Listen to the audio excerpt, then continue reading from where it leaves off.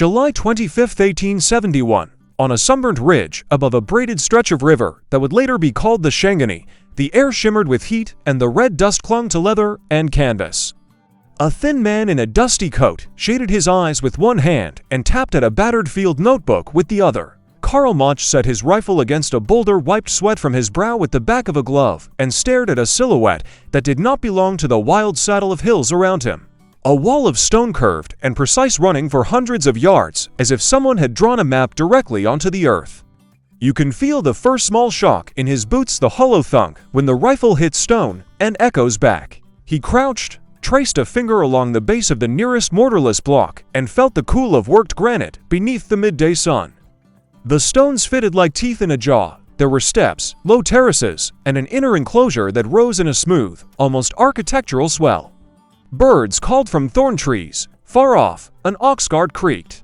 Mach's pen shook once as he began to sketch. Mach had traveled with a company of native guides, a few trading goods, and the optimistic hubris many European explorers carried then: inventory, note, claim.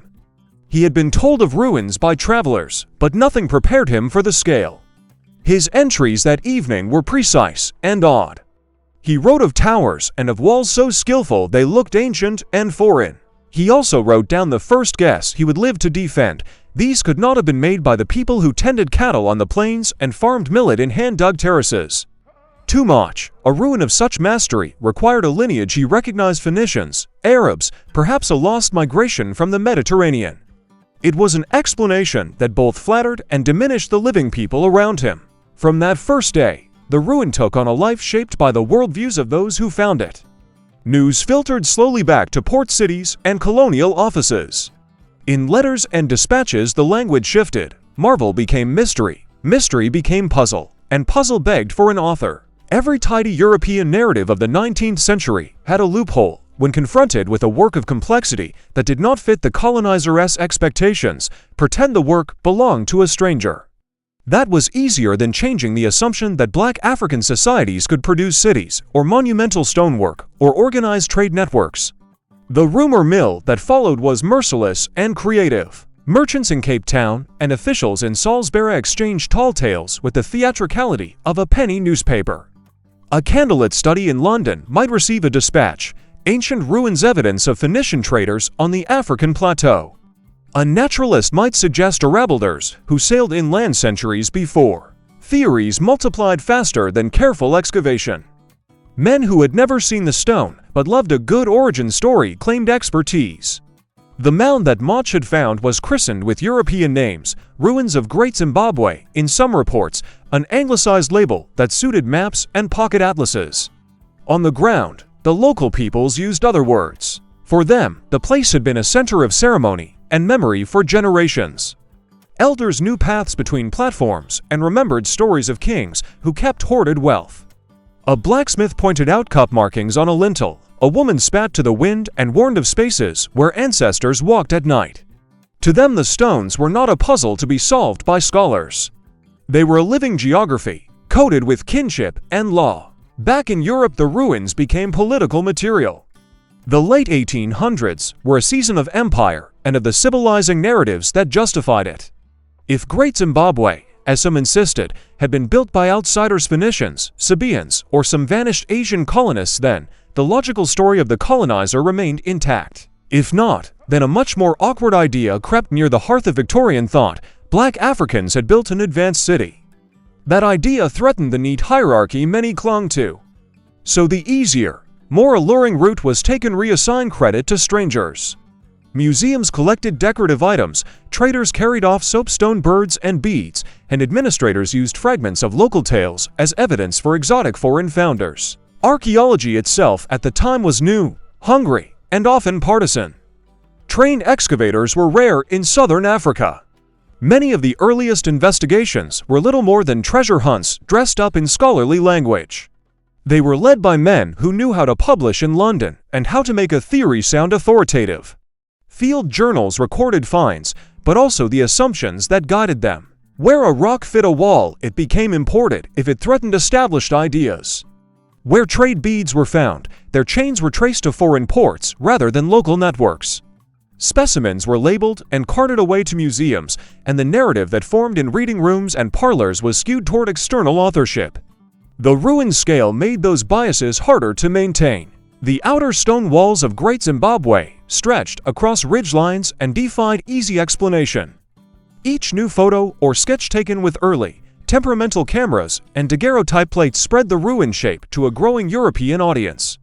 But the pictures did not settle the argument. Instead, they became props for increasingly elaborate historical claims. Maps were drafted showing hypothetical Phoenician landing sites. Diagrams sketched trade routes that connected Great Zimbabwe to the Indian Ocean across imagined corridors. The ruin's real contours, the way its builders had followed the land and incorporated natural outcrops into architecture, were lost in these projections. Even at the moment of discovery, a second, quieter contest opened between the living testimony of local people and the loud proclamations of foreign experts. That tension would define decades of debate. The stones held their silence. Men with notebooks, rifles, and theories argued in drawing rooms and at scientific societies. On the ridge, as the sun sank and Mach's campfire smoked into night, neither the journal pages nor the passing flames could settle what the stones had always known. The only certainty was that the world had found something that refused to be comfortably folded into existing stories.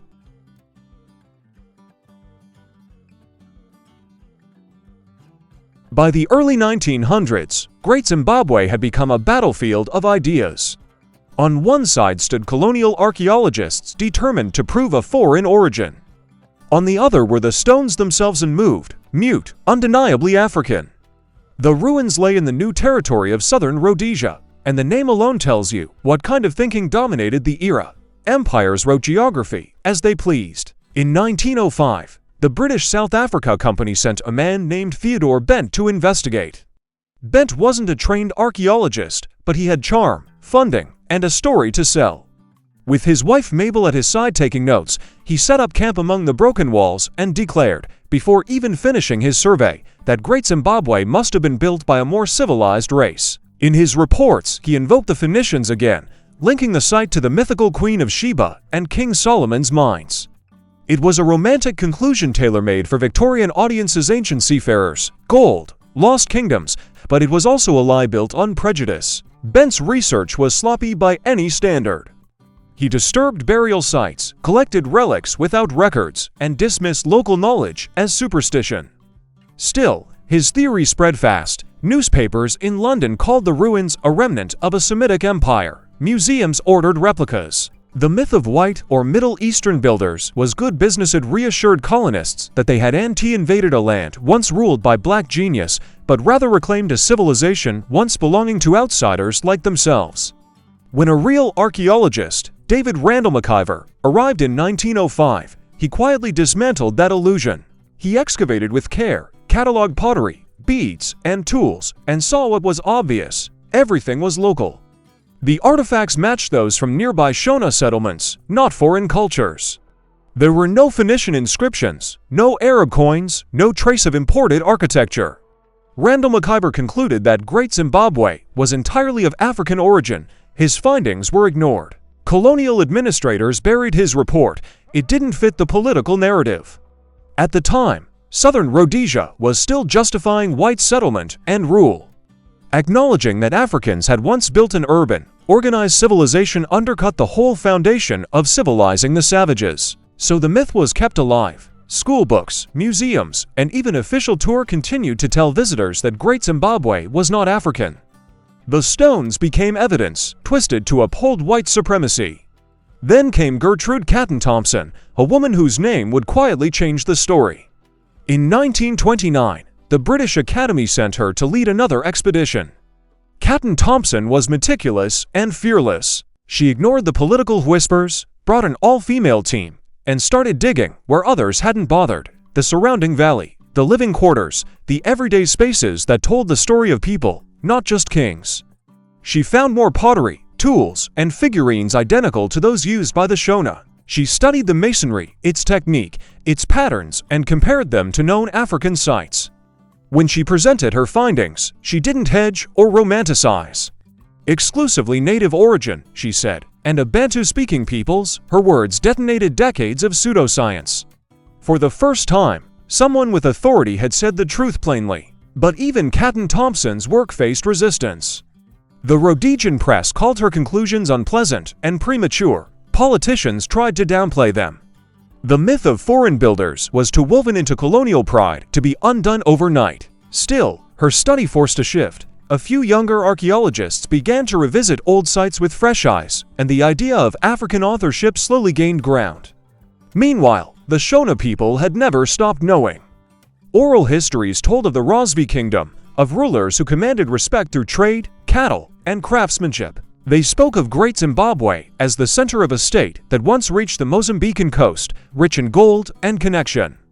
For them, the ruins were not ruins, they were a legacy. Throughout the mid-20th century, as African nations moved toward independence, Great Zimbabwe became a symbol. The same walls that colonists had used to justify conquest now stood as proof of African resilience and creativity. When nationalist movements rose in Rhodesia, they carried the name Zimbabwe as a statement of ownership. It meant stone houses, and it meant belonging. When the country finally gained independence in 1980, it took that name, Zimbabwe. The stones had come full circle. Today, archaeologists study the site with technology that early explorers couldn't imagine: 3D mapping, soil analysis, digital reconstruction, and every new finding reinforces the same truth: Great Zimbabwe was the heart of an African civilization that traded across continents, built with precision, and governed with sophistication long before colonial eyes ever looked its way. And yet, even now, echoes of the old myth survive in obscure corners of the internet and outdated books.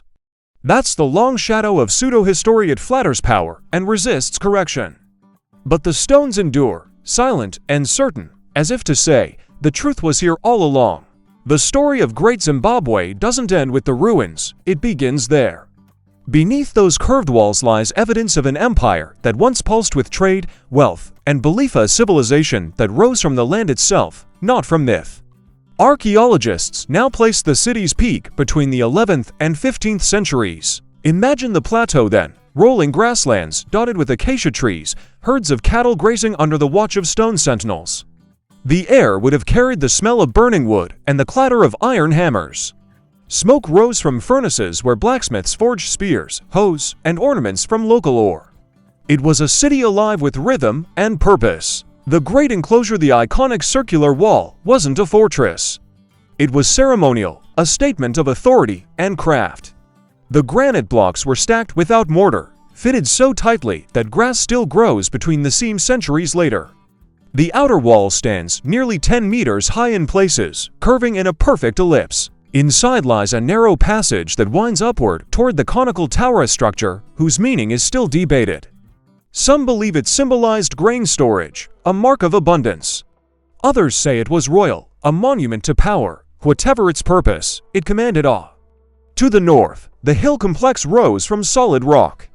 There, rulers once lived and performed rituals overlooking the valley. Archaeologists found soapstone birds' elegant carvings perched on columns. They became the national symbol of Zimbabwe, representing continuity and sovereignty. From that height, a king could see his capital spread across the plateau, thousands of homes built in circular compounds of clay and thatch, connected by narrow paths that wound through granite outcrops. This was not isolation, it was connection. The people of Great Zimbabwe traded gold, ivory, and iron with merchants from Swahili coastal cities like Kilwa and Sofala. Those merchants, in turn, traded with Arabia, India, and China. Fragments of Chinese porcelain, Persian glass, and Arab coins found at the site are not proof of foreign builders, they read proof of African traders with reach and sophistication. The city sat at the crossroads of inland wealth and coastal exchange, a hub in a vast network that stretched across the Indian Ocean. Society was layered and organized. At its heart, the rulers known as the Mwene, or king, governed through kinship and tribute. Cattle were wealth, not just for food but for status and ceremony. Beneath the elite were skilled artisans, builders, and traders, each contributing to a system that balanced power with production. The city's design mirrored this structure, order radiating from the center outward, like rings in a tree trunk. When the empire began to fade in the 15th century, it wasn't through conquest, but transformation. Shifting trade routes, drought, and resource depletion pushed people north and west. New centers rose Kami, Mutapleach carrying fragments of Great Zimbabwe's legacy. The stone city was gradually abandoned, swallowed by silence and legend, but its memory never disappeared. The people who stayed nearby kept their stories alive through names, songs, and sacred warnings not to disturb the ancient place. Centuries later, when colonists arrived, they couldn't see the civilization beneath the dust. They saw mystery where there was memory, ruins where there was design. Their disbelief said more about them than about the stones. Today, when you walk through Great Zimbabwe, the wind still moves through the gaps in the granite. It hums softly against the walls, carrying echoes of language long spoken here. The silence is deceptive. It's the kind of quiet that holds 1,000 years of history beneath it. The site stands as more than an archaeological wonder. It's a reminder of how history can be stolen, rewritten, and yet through endurance returned. Every block in that wall is an argument against the idea that civilization has a single origin. Every shadow across the conical tower is proof that Africa was not waiting to be discovered. The explorers were shocked when they realized the truth. But the stones were never surprised. They had always known who built them. If you enjoyed this story, share it with someone who still believes Africa's history began with colonization. Subscribe for more untold chapters of our world where myths fall silent and truth finally speaks.